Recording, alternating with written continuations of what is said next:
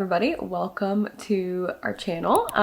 Today I wanted to start doing my pregnancy updates. So I'm doing this just super casual, sitting here on the couch. It's actually the afternoon and my son is asleep right now, and so I'm just gonna go ahead and do my pregnancy update for weeks 4 through 8.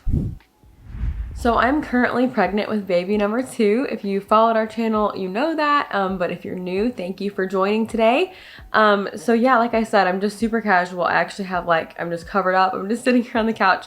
And the reason for that is it's afternoon, and in the afternoons, I just kind of hit a point where I kind of crash and I'm so tired, but I wanted to get this filmed because I've been trying to film, and it actually will be 9 weeks tomorrow. So I don't want to get behind, and I have some notes here.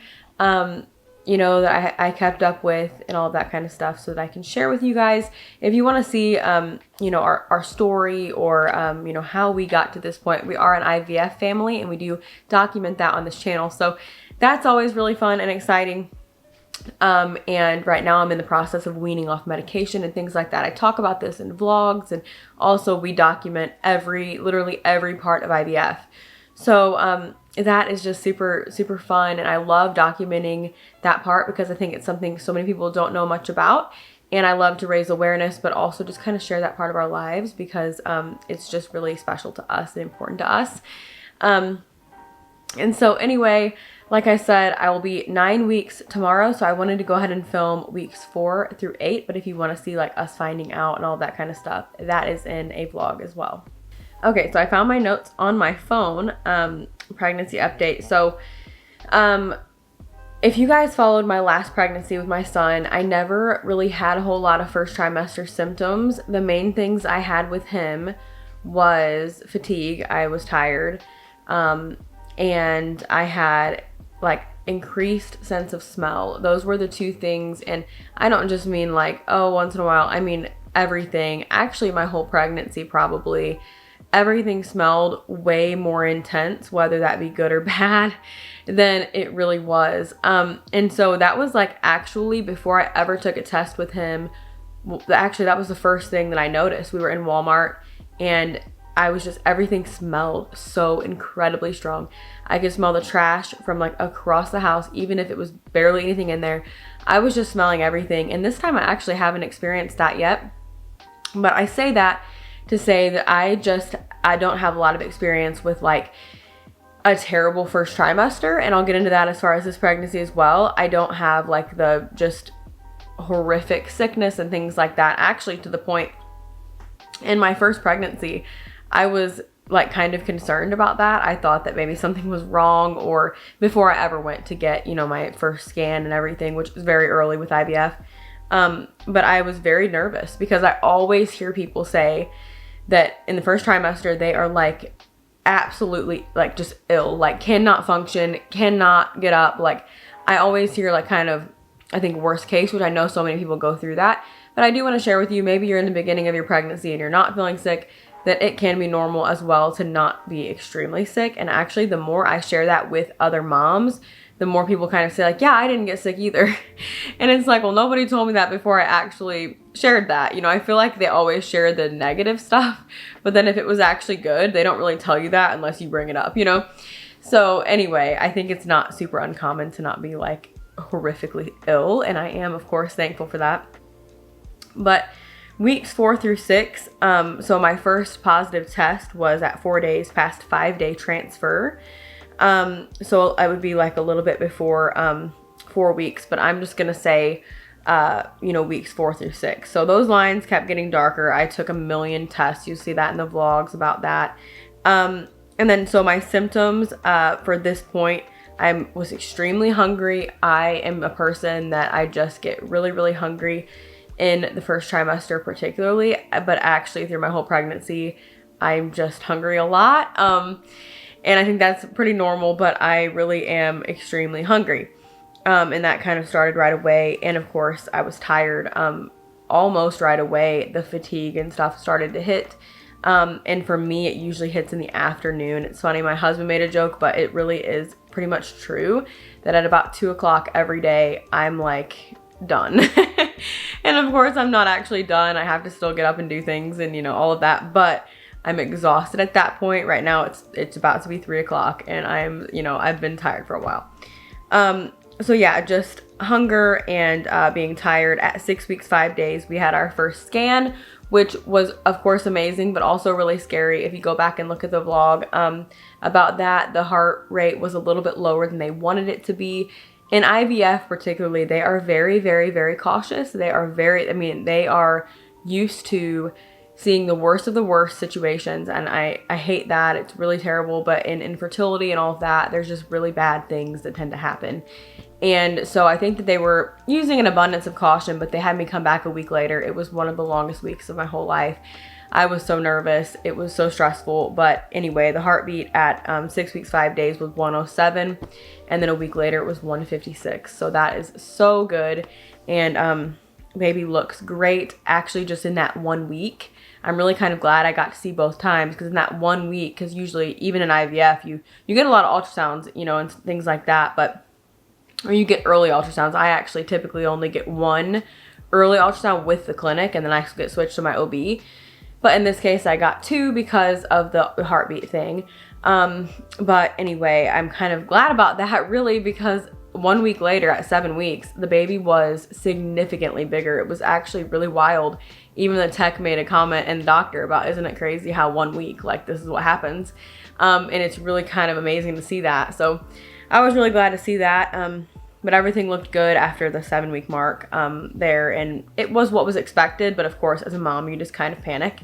Okay, a little bit of a different angle probably. I had to get a battery, but at 7 weeks, 4 days, I started getting some nausea, which I never had with my first pregnancy.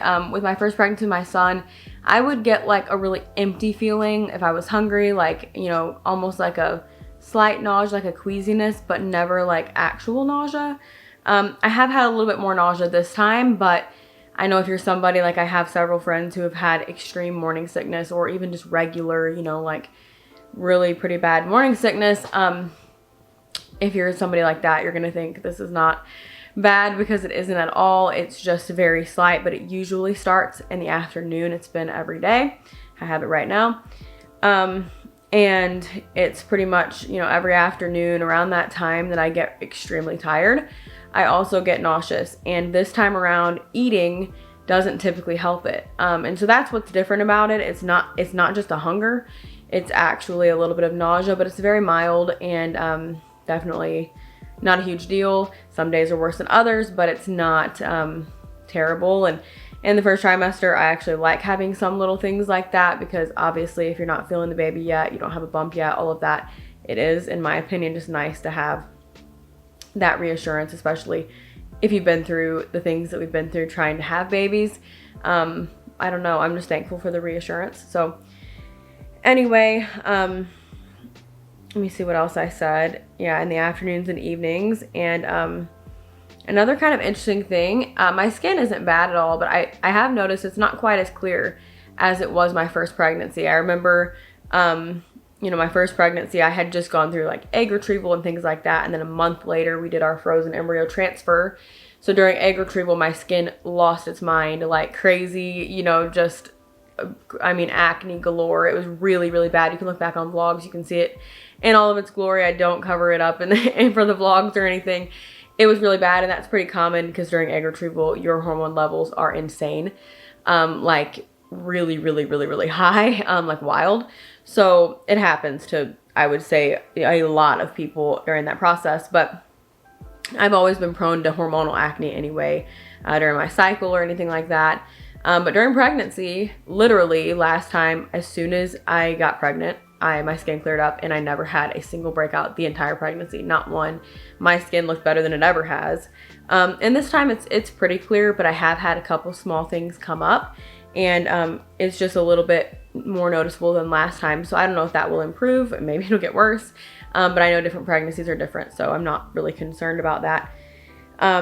You know, it's not a big deal. It's just something I've always dealt with, but it isn't quite as clear as what it was. And then I did say, you know, I already told you, but I had another ultrasound at 7 weeks, 5 days. Heartbeat was 156. We were released from our clinic, and we're still on meds. If we lived closer to our clinic, we live about 3 hours away from our IVF clinic. If we lived closer, we would have gone there for blood work. every week still. So we would have still been doing that until around 10 weeks. But we live far away, and so just for blood work, they don't do anything else. They just send us to a local lab corp to do our blood work. And so we're actually not going back to the clinic. And we're going to go every week, which we already have done. We did this last week. Every Wednesday, we have to go get blood work done because they call me on Thursday and tell me, you know, what to do. So I'm still on the shots, the intramuscular PIO shots that are in your hip every night. I have to clarify that because a lot of people assume that those shots are like once a week. I had family members that kind of would assume that, or even my OB last pregnancy didn't know they were every night. And so I feel like, again, people are not educated, and you know, they don't know. Even doctors, if they're not fertility doctors, they truly don't know what goes on.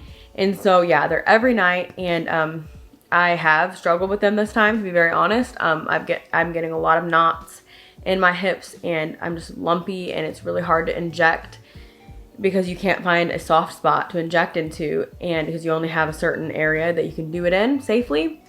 And so once that gets really hard from doing it every day from repeated trauma, it's really hard to find a good spot. And I've had a really hard time finding a good spot this time. My husband gives them to me, but we've had a harder time, and massages and everything help. But I will say the shots were harder this pregnancy than they were last pregnancy. They were harder faster. Last time they got hard at the very end or toward the end.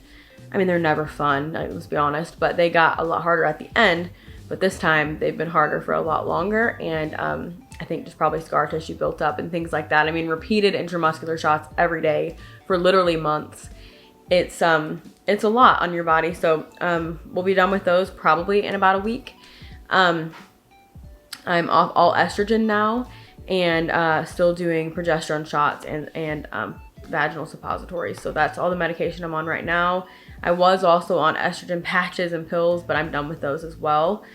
And so my levels are looking good. My progesterone and everything's still going up, even though I'm weaning back on the meds, which is what, you know, we want to see, because that means that the placenta is actually starting to kick in and do the work there. So that's what we're waiting on, is just the placenta to be fully ready to take over, so I don't have to take the synthetic hormones anymore. And anyway, so that we're almost to that point. But yeah, I have my first OB appointment on the 13th of March of this month. And so it's actually a little bit earlier than I thought they were going to want to see me. I won't be 10 weeks yet. And last time I think it was like right after 10 weeks, but probably just when they could get me in. But I will obviously vlog that and let you guys know what they say. I know it's going to be good, but I'm excited to be transferred to the OB. And the OB is about 30 minutes from me instead of 3 hours, which I do love the area we went to for the IVF clinic, but it's hard when IVF appointments are at like 9 a.m. every day, 8 a.m. a lot of the time, and you're driving 3 hours and you have a toddler and all of that. It just got really hard scheduling wise, but thankfully we're done going there. And so, yeah, anyway, thank you guys for following on our journey. Obviously, there will be more and more to update in the future updates as we kind of go along. But yeah, I mean, I'm trying to think anything else. Yeah, there's just, you know, I've been feeling really good, but in the afternoons, like, you know, I kind of have like a little bit of time there where I'm just really tired and nauseous. And the tired is a really extreme kind of fatigue. And if you've ever been pregnant, you know. So that's really my main symptom right now. And I think that that's normal. You know, it's pretty common, but I'm just so thankful to be where I am. I could literally, if you know me and you know how hard we worked for this, I could literally be throwing up in the bathroom all day, every day. And I would be so glad. And I know that sounds dumb and it doesn't sound like, it sounds like I'm making that up, but seriously, I am so glad to be where we are. I'm so thankful. I will take anything, like, you know, whatever symptom I get. But yeah, anyway, I'm really excited. I have so many things to be excited for, finding out the gender and all those types of things. And we'll share all of that with you guys. People were asking if we were going to share the gender, if we were going to keep it to ourselves this time, or if we were even going to find out. A lot of people assume we know because it's IVF. Actually, a lot of people assume that. I think people kind of think everybody in IVF knows the gender because you hear about people picking genders in IVF, and a lot of places don't even allow that, by the way. But we actually don't know the gender. We didn't know the gender for Zion either, our son. We didn't do genetic testing of our embryos, so we never found out. It's at this point, it's like any other pregnancy. I'm just waiting for an ultrasound. I don't think we'll do the 10-week blood work this time. We didn't last time.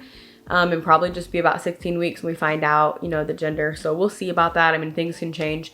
I'm not against the blood work or anything. It's just not something we typically do. But yeah, we'll kind of see. But I'm very excited. I think I'm more excited this time to find out the gender than I even was the first time. Of course, I cared about the gender and, you know, whatever, but I didn't have a preference. I still don't this time. But this time, I think it's even more exciting, like whether it's going to be a boy or a girl, because I get to know if Zion has a brother or a sister. And that to me is like really special and important and something that we always hoped and prayed that we could give him. And it was honestly unsure until just a few weeks ago. So very thankful for that and excited. So yeah, anyway, thank you guys for joining me for this video. I will be back with some more. I'll continue vlogging the process and all of that, and I will continue doing updates, probably like these type, like every 4 weeks, do an update and things like that. Maybe at the end do more, you know, as more things are happening. I'm not sure. But thank you for watching. Remember, you are incredible. Jesus loves you, and we'll see you in the next one. Bye.